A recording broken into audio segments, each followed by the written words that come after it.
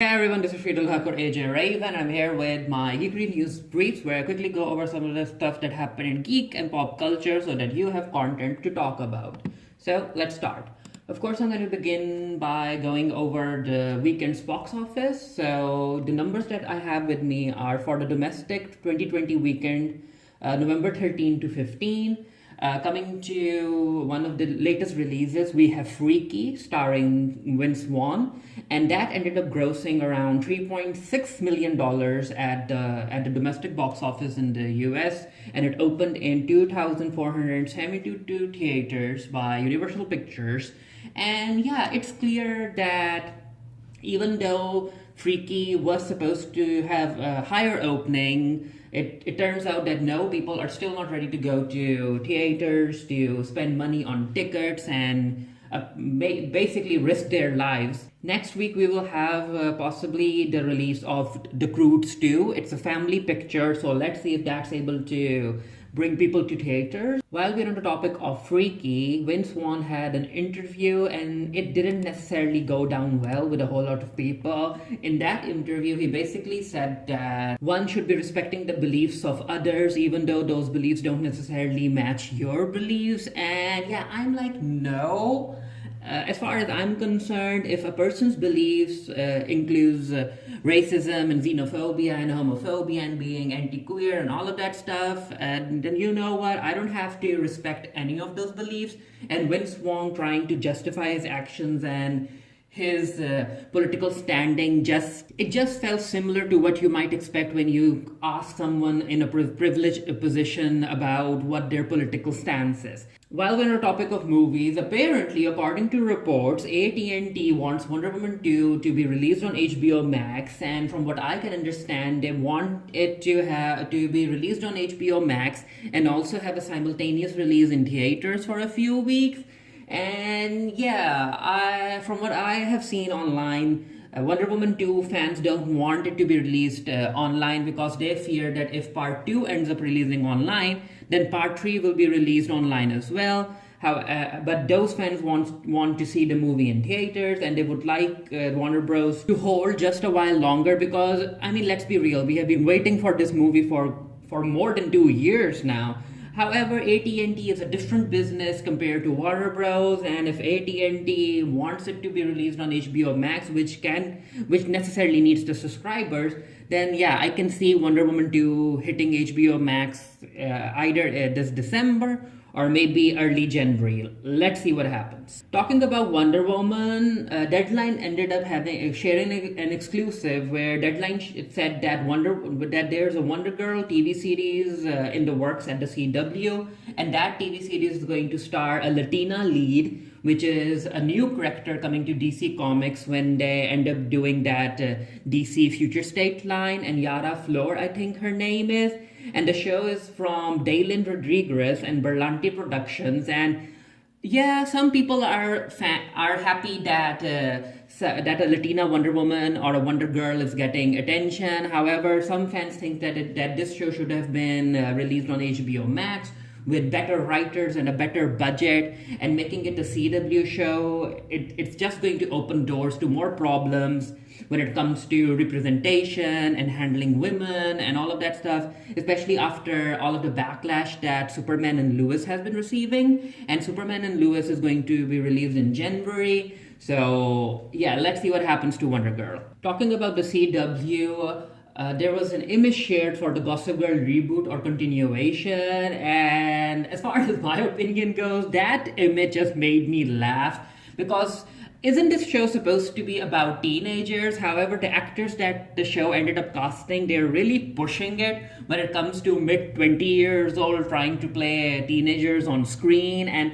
a whole lot of them looked way too old for me. And you could have given them a few toddlers, and many of them would have been okay looking like parents. And some people on TikTok were laughing about how the cast doesn't look rich enough to be part of Gossip Girl. And yeah, Gossip Girl, again, it's coming to the CW. It's going to be a mess. Apparently, it's going to be very queer inclusive. And when it comes to queer inclusion on CW shows, we know that it gets messy. But again, let's see what happens. Talking about queer representation in media, a whole lot of interviews came out recently concerning actors wanting and what they think about playing queer roles. First up, we have Viggo Mortensen, and he ended up defending his opinion that straight actors should be allowed to play queer roles. And I was like, why is Viggo saying all of this? So I checked out the interview, and it turns out that he has a new movie coming out, which is called Falling, and you can tell that it's supposed to be an award bait, Oscar bait film. And in that film, Viggo is playing a queer character who is married to another man, and Viggo also wrote that film, so I could kind of understand where Viggo is coming from. When it comes to straight actors being allowed to play queer roles. And yeah, my opinion on this is I say that every project should be looked at on a case-by-case basis. We did an entire queer webcast about it, where it was it included me, our admin Angel, we had Sticky Keys on there, and we also had Rodney on there, and we talked about whether or not cis straight actors should be able to play queer roles or not. Again, in my opinion, I think that as far as as long as the project is able to divide up the roles, then it's okay.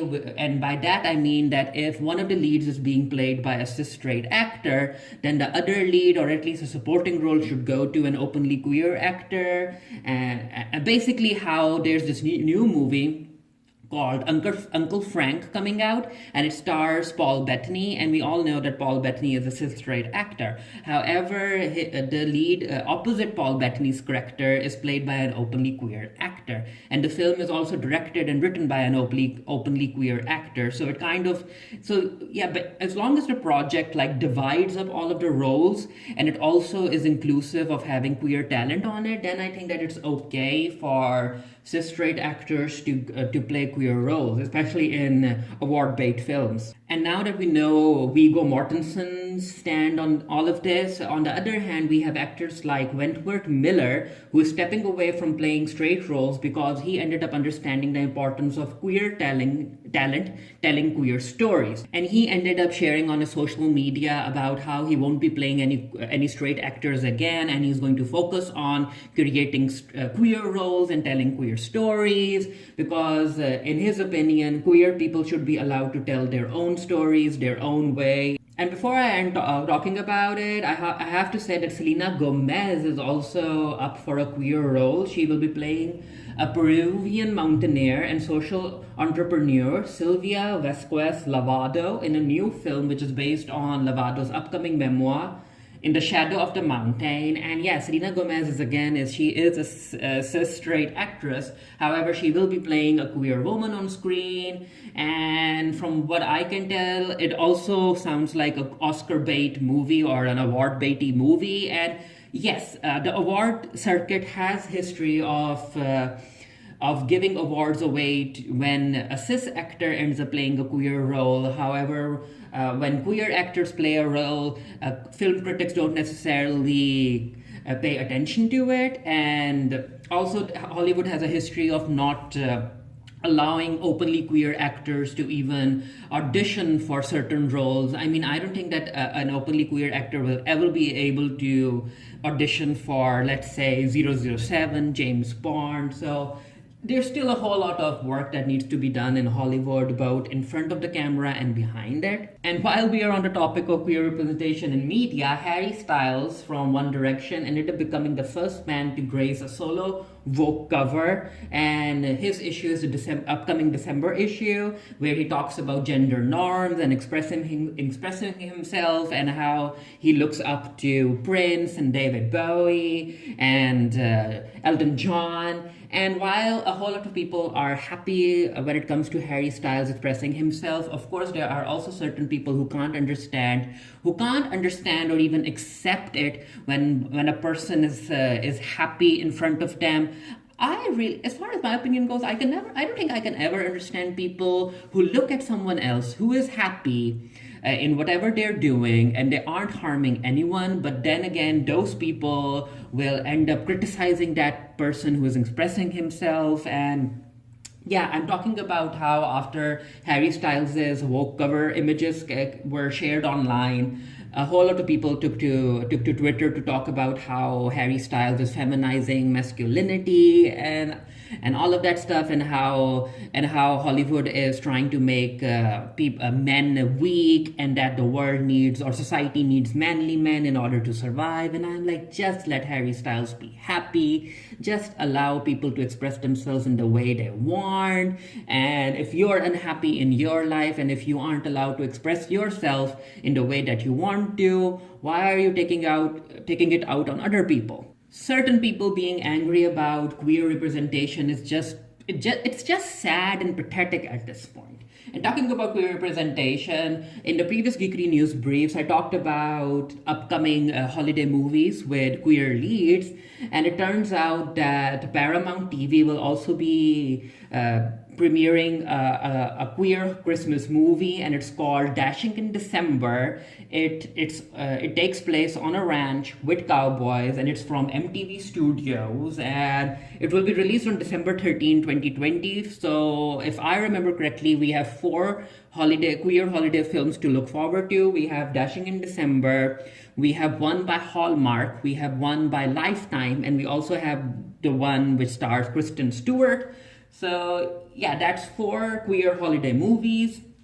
And let's see if these networks end up giving us more than one queer movie each next year. Talking about movies, it looks like that Disney is ready to remake the Home Alone franchise and Lilo and Stitch, and Home Alone just became available on Disney Plus. So yeah, Disney is very serious about remaking Home Alone. Culkin is supposed to reprise his role in the upcoming reboot, and I'm like, how is that even going to work? But yeah, Hollywood can never stay away from wanting to remake already classic films. And Lilo and Stitch is also getting a live action remake, and I'm not really sure if it will be a theatrical release or if it will be a Disney Plus exclusive release. But Lilo and Stitch is going to be directed by the person who directed Crazy Rich Asians. So let's see how that goes, because as far as my opinion goes, Lilo and Stitch, because of what it did when it comes to Hawaiian representation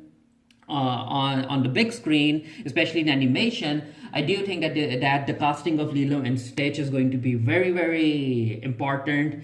And also Peakley, we all know that he's queer, so let's see what the live action film does. Before I end this, I have to say that even though Johnny Depp was asked to step away from his role as Grindelwald in the upcoming Fantastic Beasts 3 movie, it turns out that he was still paid, because apparently Johnny Depp had a play or pay contract, and he ended up getting double-figure millions. So yeah, even though he won't be playing Grindelwald anymore in the Fantastic Beasts 3 movie, he still got his money. And yeah, a whole lot of people are coming online in support of Johnny Depp, and they want him back. And Warner Bros. Is still trying to decide whom to cast for in the role of Grindelwald, and it's a clear mess, especially with Rowling involved as well. But let's see what happens. So yeah, these were my news pieces that I wanted to share with you guys in this week's Geekiary News Briefs. Let me know if there were any news pieces that you wanted me to talk about. Feel free to share them down below. And yeah, until next time, stay happy, stay safe, stay blessed. See you guys later.